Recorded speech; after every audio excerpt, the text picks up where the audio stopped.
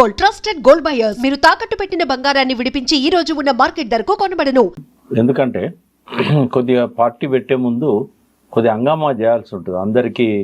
ఇప్పుడు చాలా మంది ఎక్కడెక్కడనో ఉంటారు, ఆయన పిలిచిన వాళ్ళు వచ్చి ఉంటారు నిన్న. బట్ ఒకవేళ కనుక కొంచెం ముందు రోజు ఏదన్నా చిన్న పబ్లిసిటీ ఉన్నా కూడా చాలా పెద్ద ఎత్తున మారుమూల ప్రాంతాల నుంచి కూడా వచ్చేవాళ్ళు. ఆయన బహుశా చేయకపోవడానికి కారణం ఏంటంటే తాజ్ కృష్ణ హోటల్లో పెట్టడం. తాజ్ కృష్ణ హోటల్లో కొన్ని ఆంక్షలు ఉంటాయి. ఒకటి, వచ్చిన వాళ్ళకి అందరికి భోజనం పెట్టాలంటే కూడా సాధ్యం కాదు. ఎందుకంటే ఆడ 1500 నుంచి 3000 దాకా ఉంటుందేమో, ఇంకెక్కువ ఉంటుందో ప్లేట్. ఎందుకంటే ఇప్పుడు నేను అక్కడ బుక్ చేయలేదు, నాకు ఆ రేట్లు తెలివాయి. బట్ చిన్న చిన్న హోటల్లోనే 1500 ఉందంటే అక్కడ ఒక 3000 ఉంటుంది ఎట్లయినా. అంటే 30 మంది అయితే ₹1,00,000 అయిపోతాయి. మళ్ళీ అంత డబ్బు ఉన్న వ్యక్తి కాదు, పార్టీ నడపగలుగుతాడేమో కానీ లాంచింగ్ రోజు ఇన్ని లక్షల రూపాయలు భోజనాలు పెట్టియాలంటే కూడా కష్టమే. తర్వాత మల్లన్నకు స్ట్రెంత్ ఉంది గ్రామాలలో కానీ పట్టణాల్లో కానీ. ఆయన ఎమ్మెల్సీ ఎలక్షన్లో కూడా మనం చూసాం, కోదండరామ్ గారి కంటే ఎక్కువ ఓటు తెచ్చుకున్నాడు. తర్వాత పాదయాత్రలు చేశాడు బాగా ఎలక్షన్ టైంలో. అంతకుముందు బీసీల ఇష్యూస్ తీసుకొని మాట్లాడుతున్నాడు. మొట్టమొదటిసారి బీసీల తరఫున ఒక ముఖ్యమంత్రి ఆకాంక్షను వ్యక్తం చేసిన మొదటి వ్యక్తి ఆయన. అవును, ఎంతమందికి లోపల ఉంటుంది ముఖ్యమంత్రి కావాలని. దేవేంద్ర గౌడ్ లాంటి వాళ్ళకు కూడా ఉండే, అన్ని పార్టీలల్లో సెకండ్ థర్డ్ శ్రేణులలో ఉన్న వాళ్ళకు కూడా ముఖ్యమంత్రి అయితే బాగుండేది, దానికోసం ఏమైనా చేయాలనుకుంటే వాళ్ళు ఉండేవాళ్ళు. కానీ ఓపెన్గా నేను ముఖ్యమంత్రి కావాలి, బీసీలకు రాజ్యాధికారం రావాలి అని ధైర్యంగా బయటకు వచ్చి చెప్పిన వ్యక్తి ఒక మల్లన్నే. బట్ మనము మన ఆశలకు ఆశయాలకు అనుగుణంగా కార్యాచరణ కూడా ప్లాన్ చేసుకోవాలి, క్యారెక్టర్ను కూడా బిల్డ్ చేసుకోవాలి. మనము ఎట్లా ఉండాలనుకోవడం కాదు, అది ఎట్లున్నాం అనేది ప్రజలు చూస్తారు.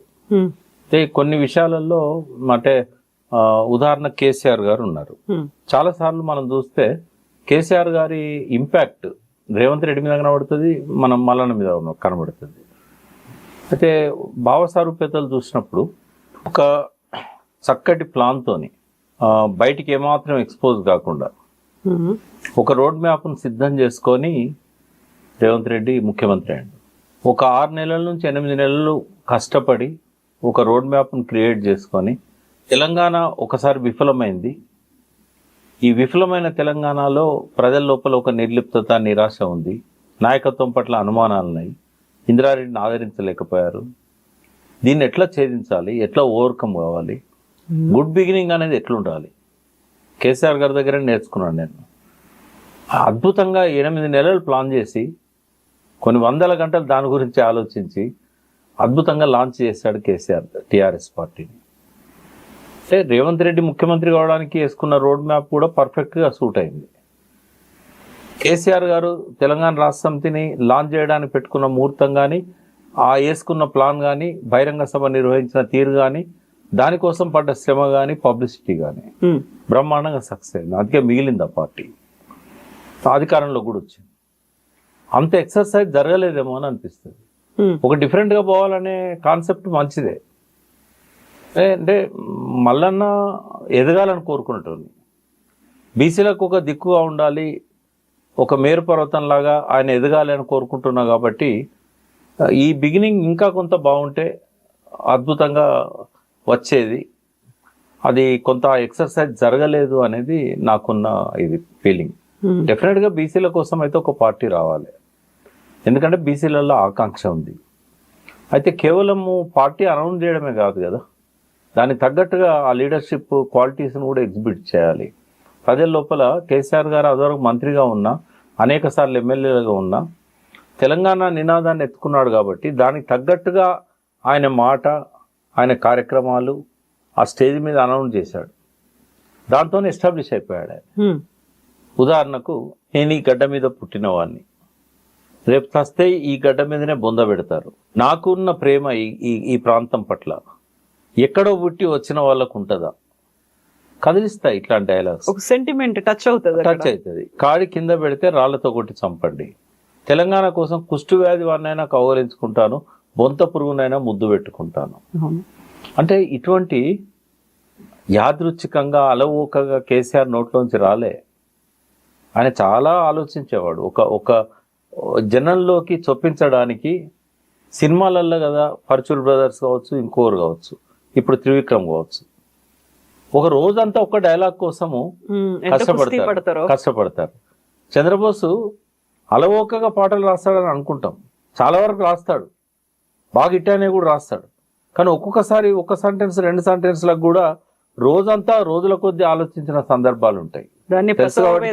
ప్రసవ వేదన. ప్రతి పాట చంద్రబోస్కు ఒక ప్రసవ వేదన, ప్రతి డైలాగ్ కూడా త్రివిక్రమ్ లాంటి వాళ్ళకు ఒక ఇంకోటి ఒక హైట్స్కి వెళ్ళిన తర్వాత అది నిలబెట్టుకోవాలంటే ఇంకా ఎక్స్పెక్ట్ చేస్తారు, ప్రెషర్ ఎక్కువ ఉంటది. అట్లాగే ఒక నాయకుడు కేసీఆర్ లాగా జనాన్ని మెస్మరైజ్ చేయాలనుకుంటే వాస్తవాలతోనైనా లేకుంటే అభూత కల్పనలతోనైనా చాలా కష్టపడాలి. ఆ ప్రయత్నం జరగలేదేమో. అలవోకగా ఎప్పటిలాగానే తను మాట్లాడేశాడు. కార్యక్రమం కూడా ఒక స్టార్ హోటల్లో పెట్టిండు అనేది ఒక డిఫరెన్స్ తప్ప ఆ గుడ్ బిగినింగ్ కావాల్సిన ప్రిపరేషన్ అనేది ఆయన లోపల కనబడలే. బట్ ఇట్లే ముందుకు సాగితే కష్టం, డెఫినెట్ గా ఓవర్కమ్ కావాల్సి ఉన్నది. ఆయన బీసీలలో ఆకాంక్ష ఉన్నంత మాత్రాన అందరూ గ్యాదర్ అవుతారని చెప్పడానికి లేదు. ఒకటి ఇన్ఫీరియారిటీ కాంప్లెక్స్ ఉంటుంది, మనతోనేమవుతుంది, ఈయనతోనేమవుతుంది. తర్వాత ప్రచారం ఎక్కువ అవుతుంది. అగ్రకుల పార్టీలు కావచ్చు, లేకుంటే ఆయనకు వ్యతిరేకంగా ఉన్న వాళ్ళు కావచ్చు. ఒక సెక్షన్తో మొదలే పెట్టుకున్నాడు ఆయన. ఆ సెక్షన్ నిద్రపోతుందా, ఈయన రాణిస్తుందా? డెఫినెట్గా అటాక్ ఉంటుంది. ఇప్పుడు కొంచెం సమన్వయంతో నిన్న మంచిగా నచ్చిన డైలాగ్ ఏంటంటే అందరిని కలుపుకొని పోతా అన్నాడు. అదివరకేమో ఒక సెక్షన్ మాకు ఓట్లే అవసరం లేదు, వాళ్ళు వేయాల్సిన అవసరం లేదు అన్నాడు. కొద్దిగా ఇట్లాంటి విషయాలలో కేర్ఫుల్గా పోవాలి. బట్ ఆయన ధైర్యాన్ని, ఆయన సాహసాన్ని నేను అభినందిస్తాను. ఎందుకంటే ఎక్కడో ఒక చిన్న 4 గోడల ఇరుకు గదిలో ఎడిటింగ్ దానిలో ఉన్న వ్యక్తి మెల్లమెల్లగా తన పాత్రను బిల్డ్ చేసుకొని మల్లన్నగా ఎస్టాబ్లిష్ అయ్యి తీర్మార్ను ట్యాగ్గా పెట్టుకొని ఎమ్మెల్సీగా తను మంచి ప్రజల ఆదరణ చూరగొని, సరే ఎన్ని నిందలున్నా ఎన్ని అపవాదులు ఆయన మీద ఉన్నా కూడా ఇవాళ ఒక పార్టీ పెట్టే స్థాయికి వచ్చాడు అని అంటే డెఫినెట్గా ఆయనకు శుభాకాంక్షలు చెప్తాం. కానీ ఇక్కడ నుండి ఆయన ప్రయాణము ఇంకొక మలుపు, ఇక్కడ నుంచి ఎట్లా సాగుతుంది అనే దాని మీద ఇది ఎంత పెద్ద సాహసం అంటే దేవేందర్ గౌడ్ లాంటి వాళ్ళు, చిరంజీవి లాంటి వాళ్ళు, చెన్నారెడ్డి లాంటి వాళ్ళు, విజయశాంతి లాంటి వాళ్ళు పార్టీలు పెట్టి ఫెయిల్ అయిన దగ్గర వాళ్ళు తను ముందుకు వచ్చాడు. ఎంతో మంది పెట్టారు, ఎవరు మిగలలేదు. ఇందిరారెడ్డి పెట్టాడు, ఇందిరారెడ్డి మిగలలేదు. తెలంగాణ సెంటిమెంట్తో పార్టీలు పెట్టారు, ఎవరు మిగలలేదు.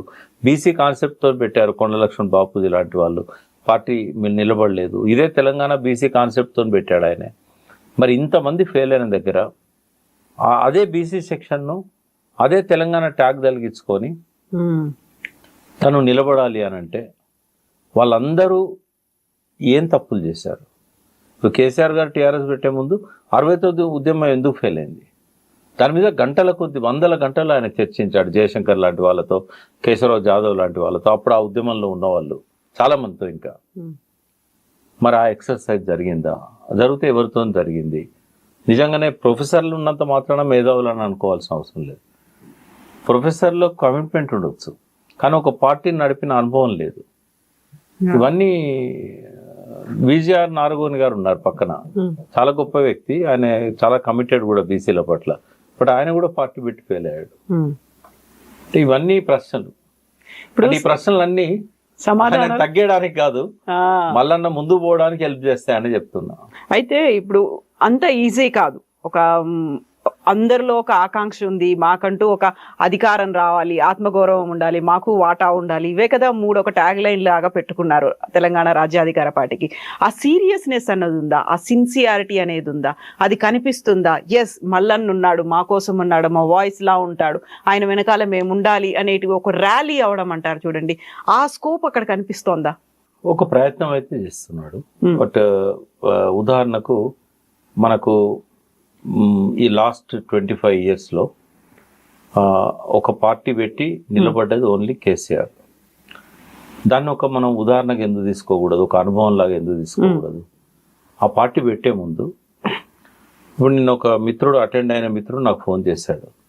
సార్, బీఆర్ఎస్ తన పార్టీ పేరును తెలంగాణ నుంచి భారత్ అని పెట్టుకున్న తర్వాత ఇంకా తెలంగాణ అనేది లేకుండా పోయింది ఆ పార్టీలో, కాబట్టి ఇప్పుడు తెలంగాణ అనేది మల్లన్న పెట్టిండు కాబట్టి తెలంగాణ సెంటిమెంట్ అంతా మల్లన్నదికి వస్తుంది అని అన్నాడు. అట రాదు.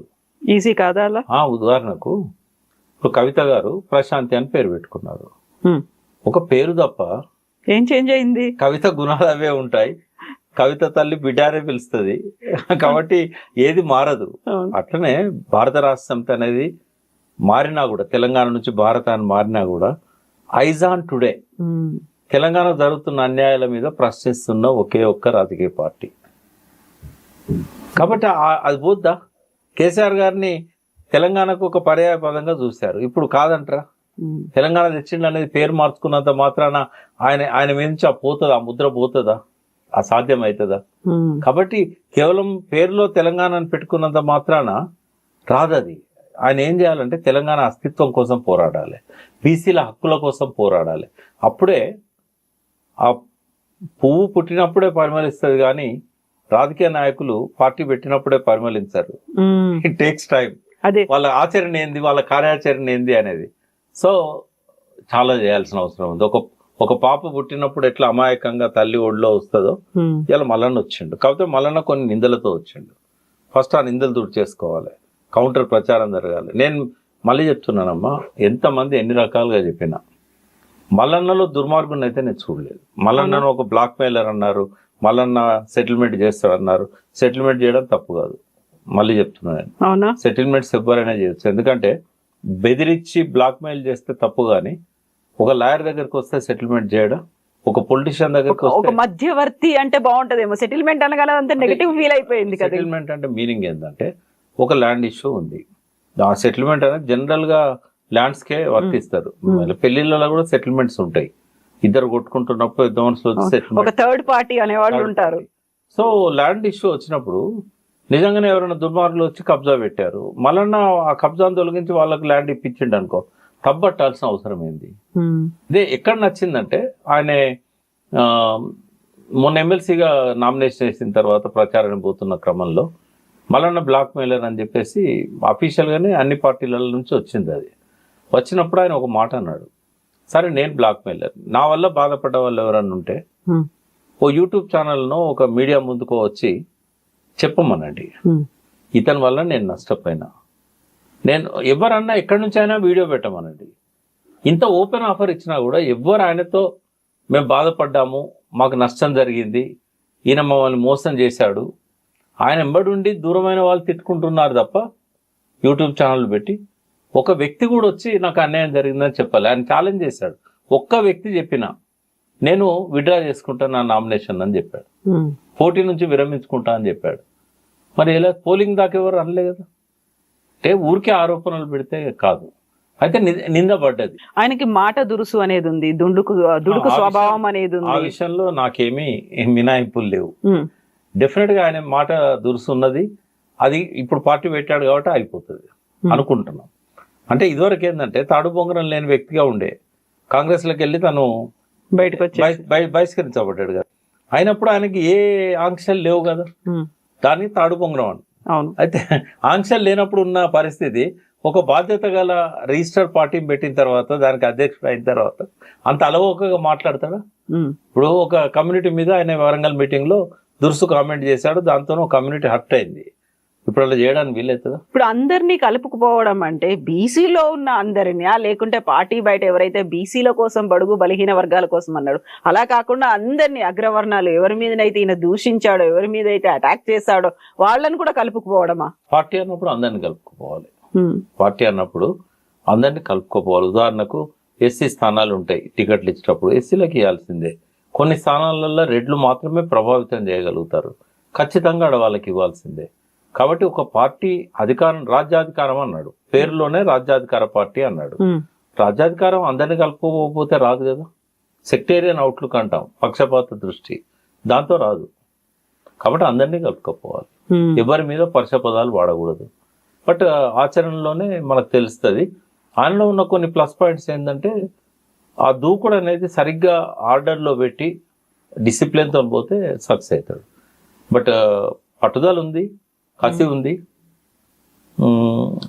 సమకూర్చుకోగలిగిన శక్తి ఉంది, వనరులను జనానికి రీచ్ కాగలుగుతాడు. బీసీలలోనే ఇంకా కొంత ఇన్ఫీరియారిటీ కాంప్లెక్స్ ఉంది. కాబట్టి ఇప్పుడు తెలంగాణ పార్టీ ఎట్లా వచ్చిందో టీఆర్ఎస్, దానికి ముందు చాలా భావజాల వ్యాప్తి జరిగింది.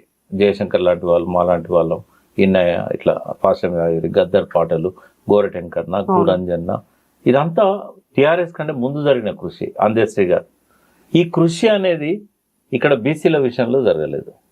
తర్వాత తెలంగాణకు ఎట్లా అన్యాయం జరిగిందని ఏదైతే భావజాల వ్యాప్తి జరిగిందో ప్రజలు అర్థం చేసుకునే పద్ధతిలో అది ఇక్కడ జరగలేదు. బీసీలకు అన్యాయం జరుగుతుంది అంటున్నారు. ఏ రంగాలలో బీసీలకు ఎట్లా అన్యాయం జరిగింది, ఏ కులానికి ఎట్లా అన్యాయం జరిగింది. తర్వాత బీసీలో మా వాటా కావాలంటున్నారు. మీ వాటా ఇస్తే ఏం చేసుకుంటారు?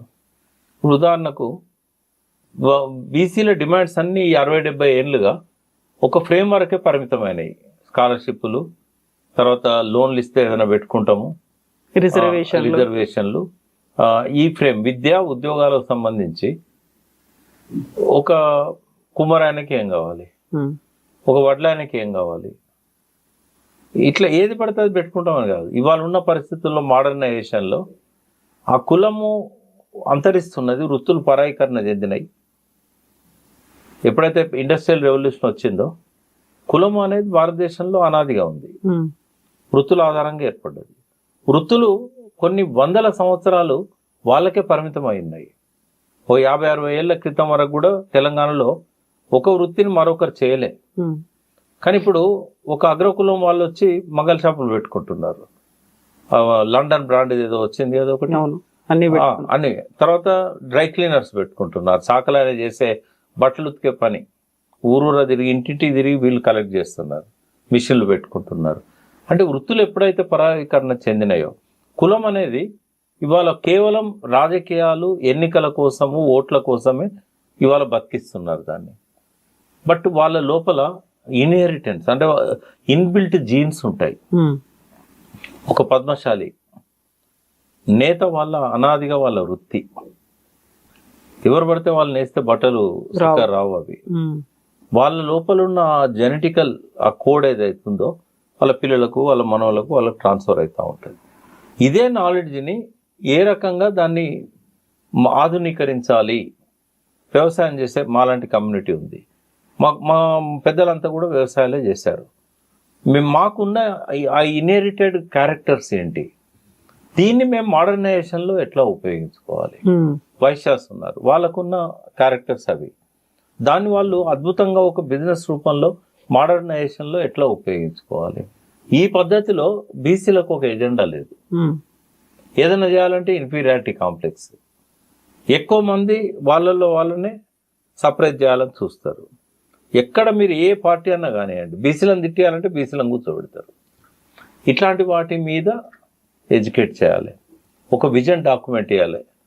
ఒక 300 కాపులకు తన అధికారం వస్తే, అధికారం వచ్చిన తర్వాత మన వాటా ప్రకారంగా నిధులను కేటాయించుకొని మనం ఈ రకంగా మన కమ్యూనిటీని డెవలప్ చేస్తాం. ఇప్పుడు వ్యవసాయ ఆధారిత పరిశ్రమలను పెట్టడం ద్వారా 300 కాపులకు పంటను డైరెక్ట్గా పంట రూపంలో అమ్మకుండా వాల్యూ యాడెడ్ ఉత్పత్తులను మనము చేయొచ్చు. బ్రాండింగ్ చేసి విదేశాలకు మనం ఎగుమతి చేయొచ్చు. ఏ దేశాలలో ఏం కొరత ఉంది దాన్ని అంతా ఇప్పుడు ఆర్టిఫిషియల్ ఇంటెలిజెన్స్ దానికి ఉపయోగించుకోవాలి. స్పోక్స్ పర్సన్ కాదు artificial intelligence. Artificial intelligence spokes person అనేది ఇప్పటిదాకా ఎక్కడా మనం వినలేదు. ఆర్టిఫిషియల్ ఇంటెలిజెన్స్ న్యూస్ రీడర్లు ఉన్నారు, ఇంకోటి ఉంది అనుకున్నాం. కానీ పార్టీలకు సంబంధించి స్పోక్స్ పర్సన్ ని పెట్టడం అంటే ఏంటి, సరికొత్త స్ట్రాటజీయా ఏంటది? టెక్నాలజీ అనేది రెండు వైపులా పదనున్న కత్తి. ఇవాళ ఆర్టిఫిషియల్ ఇంటెలిజెన్స్ కూడా అది మంచి చేస్తుంది, చెడు కూడా చేస్తుంది. ఇప్పుడు ఆర్టిఫిషియల్ ఇంటెలిజెన్స్ ద్వారా మనం ఏదైనా అడిగితే పేజీలో ఇన్ఫర్మేషన్ ఇస్తుంది. అవును. సపోజ్ మల్లన్న గురించి మీకు క్వశ్చన్ వేశారు అనుకోండి, మల్లన్న మీద మంచి కంటే చెడు ప్రచారం ఎక్కువ జరిగింది. ఇంగ్లీష్ పత్రికల్లో కావచ్చు, తెలుగు పత్రికల్లో కావచ్చు, యూట్యూబ్ ఛానల్స్లలో కావచ్చు, రకరకాలుగా మల్లన్న నిందించిన వాళ్ళు ఉన్నారు. ఆయన చేసిన కామెంట్లు కూడా అట్లాగే ఉంటాయి. అయితే ఆర్టిఫిషియల్ ఇంటెలిజెన్స్ అన్నప్పుడు దానికి ఒక్కోసారి విచక్షణ ఉండదు, అడిగే ప్రశ్నను బట్టి అన్ని తీసుకొని వస్తుంది అది. కాబట్టి ఇట్లాంటి అధికార ప్రతినిధిగా ఆర్టిఫిషియల్ ఇంటెలిజెన్స్ ను ఉపయోగించే స్థాయికి ఆర్టిఫిషియల్ ఇంటెలిజెన్స్ ఎదగలేదు. అది ఎమోషనల్ గా ప్రకటించాడు కానీ అది సరైనది కాదు, అది మార్చుకోవాల్సిన అవసరం ఉంటుంది ఖచ్చితంగా. ఇప్పుడు మనుషులు చేయలేని పని ఆర్టిఫిషియల్ ఇంటెలిజెన్స్ ఏం చేయదు. మనిషి బ్రెయిన్ కంటే పవర్ఫుల్ ఆర్టిఫిషియల్ ఇంటెలిజెన్స్ అనేది ఎప్పటికీ ఉండదు. ఈ ఆర్టిఫిషియల్ ఇంటెలిజెన్స్తో మనిషి మెదడు ముద్దుబారిపోతుంది, పనికి రాకుండా అవుతుంది. ఇప్పుడు ఈ సెల్ ఫోన్లు రాకముందు మనకు డయల్ నంబర్ ఉండేది కదా, అప్పుడు 200-300 నంబర్లు గుర్తుండేది.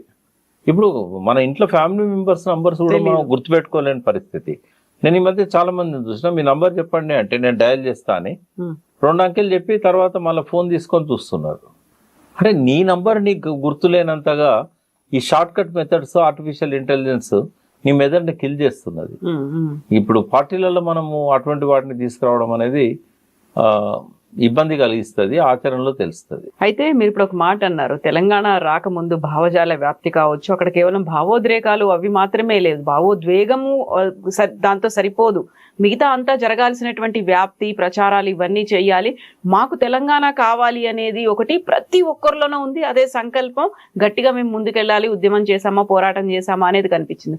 ఇప్పుడు ఒక పార్టీ బీసీలకు సంబంధించే రాజ్యాధికారం కోసమే ఒక పార్టీ పెడతాననుకున్నప్పుడు ప్రతి ఒక్కరిలోనూ కూడా ఉత్సాహం కావచ్చు, లేకుంటే ఒక తపన అనేది ఉందా, మాకు రాజ్యాధికారం రావాలి, మేము పదవుల్లో ఉండాలి, మాకు అధికారం రావాలి అనేటువంటి తపన, ఆకాంక్ష కనిపిస్తోంది? చాలా తక్కువ పర్సెంటేజ్. అంటే అది కూడా ఎడ్యుకేటెడ్స్లో కొంత సెక్షన్లో ఉంది. గ్రామాలలో పోయినప్పుడు ఆ చైతన్యం అనేది ఇంకా రాలేదు. వాళ్ళకి ఏ రకంగా నష్టం జరుగుతుందో కూడా తెలియదు. వాళ్ళు ఏంటంటే ఈ పథకాల మీద బాగా డిపెండ్ అయి ఉన్న వాళ్ళు. 5,000 ఎక్కువ ఇస్తాననగానే, 2,000 ఎక్కువ ఇస్తాననగానే మంచిగా వచ్చే వ్యవస్థను కూడా మార్చేశారు వాళ్ళు, రాజకీయ వ్యవస్థను. కాబట్టి ఆ చైతన్యం అనేది, ఆ భావజాల వ్యాప్తి అనేది కొంత గ్రౌండ్ వర్క్ చేసుకున్నాక ఎన్నికల కంటే ఒక 1 year ముందో 1.5 year ముందో పార్టీ పెట్టుంటే, ఈ లోపల ఈ 1.5 year ఈ గ్రౌండ్ వర్క్ అంతా చేసి ఉంటే డెఫినెట్గా అది అడ్వాంటేజ్ అయ్యేది. ఇప్పుడు ఈ 3 ఏళ్ల కాలం సరిపోదంటారా మొత్తం అంతా వ్యాప్తి చెందడానికి? అట్లా కూడా చేయొచ్చు. ఇప్పుడు తెలంగాణ కోసం కేసీఆర్ గారు పార్టీ పెట్టినప్పుడు కూడా 2001లో పెట్టారు, 2004లో ఎలక్షన్స్ వచ్చాయి. 3 ఏళ్ళ టైం పట్టింది అది. అయితే ఆయన చేసింది ఏంటంటే, గ్రామ పంచాయతీ ఈ లోకల్ బాడీస్ ఎన్నికలను ఆసరా చేసుకొని, మనం కేవలం మన తెలంగాణ భావోద్వేగంతోనే మన పార్టీలోకి వస్తే పార్టీ బలపడదు, ఎన్నికలప్పుడైతే వివిధ పార్టీలలో టికెట్ రాని వాళ్ళు కూడా వస్తారు అని దాన్ని ఒక అడ్వాంటేజ్ ఆయన తీసుకున్నారు. మళ్ళీ కూడా అది సేమ్ ఎలక్షన్లు ఇప్పుడు ఇంకొక 2-3 నెలల్లో వచ్చే అవకాశం ఉంది కాబట్టి పంచాయతీరాజ్ ఇది కలిసి వస్తుంది. టీఆర్ఎస్ నుంచి తీసుకున్న లెసన్ అది, ఆ ఎగ్జాంపుల్. అట్లా ఒక పాజిటివ్ అనేది వచ్చింది. ఏ పార్టీలలో రాని వాళ్ళంతా వచ్చే అవకాశం ఉంటుంది తనకి, అడిషనల్ పార్టీ కాబట్టి. కొన్ని 3 పార్టీలను వ్యతిరేకించే వాళ్ళు కూడా వస్తారు. నోటా బ్యాచ్ గతంలో బీఎస్పీలోకి వెళ్ళినట్టుగా అట్లా ఆ నోటా బ్యాచ్ ఒకటి ఉంటుంది. ఇప్పుడు వాళ్ళని ఎవరిని అంగీకరించరు, అటువంటి వాళ్ళు కూడా వచ్చే అవకాశం ఉంటుంది. బట్ ఇక్కడ నుంచి ఆయన ప్రయాణంలో ఈ 3 ఏళ్ళు ఏందనేది రేపు అసెంబ్లీ ఎన్నికలలో ఆయన పర్ఫార్మెన్స్ డిసైడ్ చేస్తుంది. కింగ్ కాలేకపోయినా కింగ్ మేకర్ అన్నా కావాలి అని అంటే 30-40 సీట్లన్నా గెలిపించుకోగలగాలి. మరి ఆ స్థాయికి ఆ చైతన్యాన్ని ప్రజలకు ఇవ్వాలి. తన మీద ఒక నమ్మకం కలిగించుకునే విధంగా తన మాట తీరులో కానీ చాలా మార్పు రావాలి, తన ఆలోచనలలో మార్పు రావాలి. ఇవన్నీ కూడా 3 ఏళ్ళ టైము తను సద్వినియోగం చేసుకున్నట్టయితే ఒక రాజకీయ శక్తిగా ఎదుగుతాడు. గతంలో ఉన్న నెగటివ్ ఎగ్జాంపుల్స్ ను ఆయన ఓవర్కమ్ కాగలుగుతాడు.